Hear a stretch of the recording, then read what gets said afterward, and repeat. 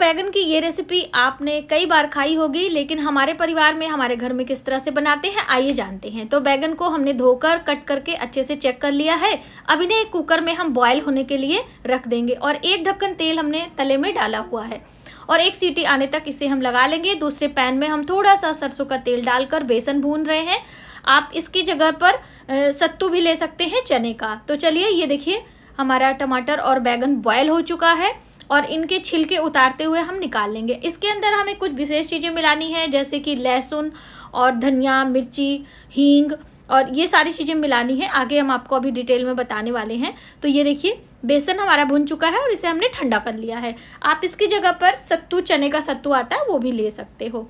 ठीक है, अब इसके अंदर हम सभी चीज़ें मिलाकर स्टफिंग तैयार करेंगे, क्योंकि आज हम बना रहे हैं बिहार की बहुत ही फेमस रेसिपी लिट्टी चोखा। लेकिन लिट्टी चोखा बनाने का तरीका थोड़ा सा अलग है। तो ये देखिए, धनिया के पत्ते के बगैर तो सारी चीज़ों का स्वाद अधूरा रहता है। तो धनिया की पत्तियां हम महीन महीन कट कर लेते हैं, ये देखिए। और सब लोग अपने घर में अलग तरीके से बनाते हैं दोस्तों, तो आप जज मत करिएगा और आप बताइएगा आप अपने घर में कैसे बनाते हैं। तो बस हमने आलू को छील लिया है और इन्हें इस तरह से मैसर से मैश कर लेंगे। ठीक है, अब इसके बाद जो आपका आलू और बैंगन है उसके भी छिलके हमने उतार कर साइड में रख लिए हैं।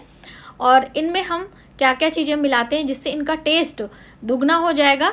तो इसके लिए हम क्या करेंगे, इनको हम फ्राई करेंगे। ठीक है, तो अभी पहले मैं आपको स्टफिंग तैयार करके दिखाती हूँ। बेसन में हम थोड़ी सी कटे हुए लहसुन, अदरक, घिसा हुआ, हरी मिर्ची, धनिया के पत्ते, थोड़े से प्याज, थोड़ा सा अमचूर पाउडर, थोड़ा सा अजवाइन, थोड़ा सा नमक, ये सारी चीज़ें मिक्स करके रेडी कर लेते हैं। दोस्तों बहुत सारे लोग अचार का मसाला भी मिलाते हैं। तो ये देखिए थोड़ा सा 1 पिंच हींग भी हम मिलाएंगे और इन सब चीज़ों को मिलाकर हम थोड़ा सा इसमें सरसों का तेल भी डालेंगे। तो ये देखिए अजवाइन मिलाने का तरीका क्या होता है, इस तरह से हाथों से हल्का सा क्रश करके आप डालेंगे तो उसका स्वाद ज़्यादा आएगा। और 1 से 1.5 चम्मच इसमें हम सरसों का कच्चा तेल मिलाएंगे। ठीक है, अब इन सब चीज़ों को अच्छी तरीके से आपको मिक्स करना है, क्योंकि जब तक स्टफिंग अच्छी नहीं होती है, हमारे जो बाटी होते हैं, जो कि आप लिट्टी कहते हैं, उनका स्वाद अच्छा नहीं आता है। और नमक मिलाना ना भूलें। तो ये देखिए सब चीज़ें मैंने अच्छी तरीके से मिक्स कर ली हैं। तो देखिए लग रही है ना स्वादिष्ट। अब चलिए आगे हमने शुरू करनी है। तो ये हम बना रहे हैं बैगन का भरता। तो बैगन का भरता हम फ्राई करके बनाएंगे। हमने सरसों के तेल डाले, इसमें हींग डाली है और ये जो हमने मैश किए आलू हैं इसमें हमने डाल देने हैं।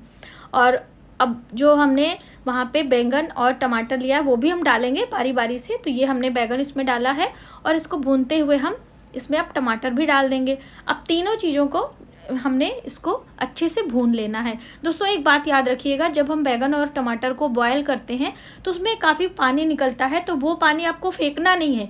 इनमें इसी कढ़ाई में इस तरह से भूनते हुए उनको हल्का सा सुखा लेना है। और अब एक मतलब अलग बर्तन में इन्हें निकाल कर थोड़ा सा ठंडा करेंगे, उसके बाद सारी कच्ची चीज़ें हम डालेंगे।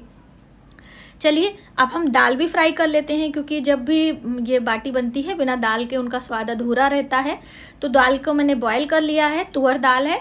अब थोड़े से सरसों के तेल में हींग, लहसुन, अदरक, हरी मिर्ची, प्याज, ये सारी चीज़ें डालकर इसको हमें तड़का लगाना है। ठीक है, तो आप अपने तरीके से जो भी डालते हो बताइएगा।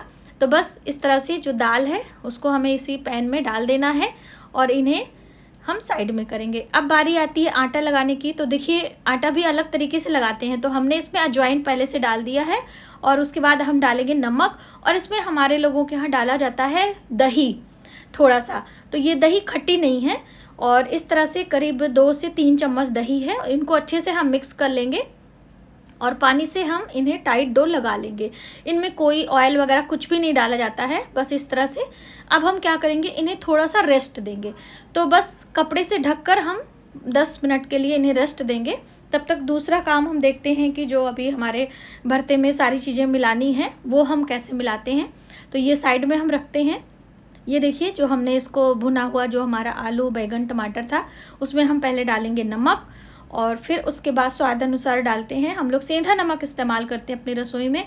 हम डालेंगे लहसुन, कटे हुए प्याज, हरी मिर्ची, अदरक घिसा हुआ और फिर हरी धनिया के पत्ते कटे हुए, क्योंकि उन्हीं से स्वाद बढ़ता है।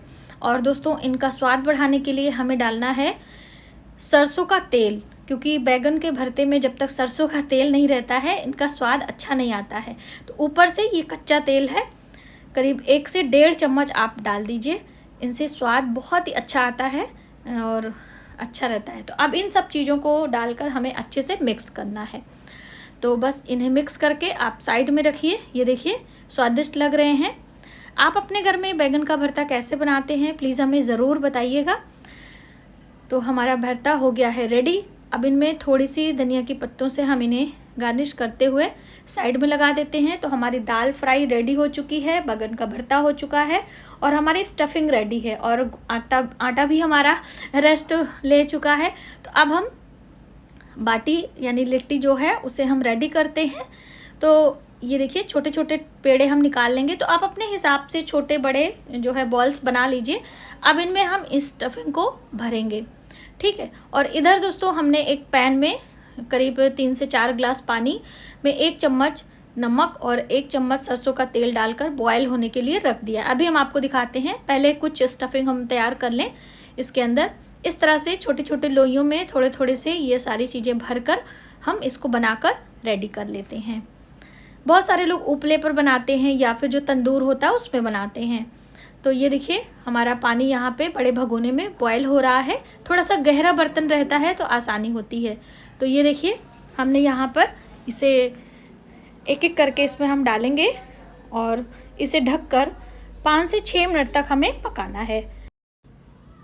जैसे ही हमारी ये बाटी यानी बॉल्स ऊपर आ जाएंगे यानी पानी पर तैरने लगते हैं, इनकी यही पहचान है। जब ये पक जाते हैं तो सारे ऊपर पानी के ऊपर इस तरह से तैरने लगते हैं। अब इन्हें हम निकाल कर एक प्लेट में रख लेंगे ठंडा होने के लिए।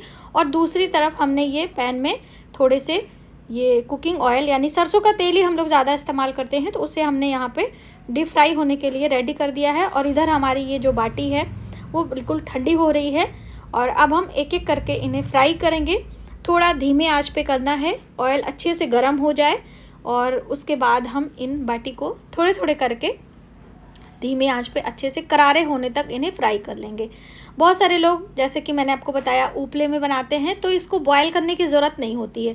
डायरेक्टली उस आटे की जो हमने स्टफिंग तैयार करी थी उसको फिर तंदूर में या फिर कंडे पर लगा लेते हैं।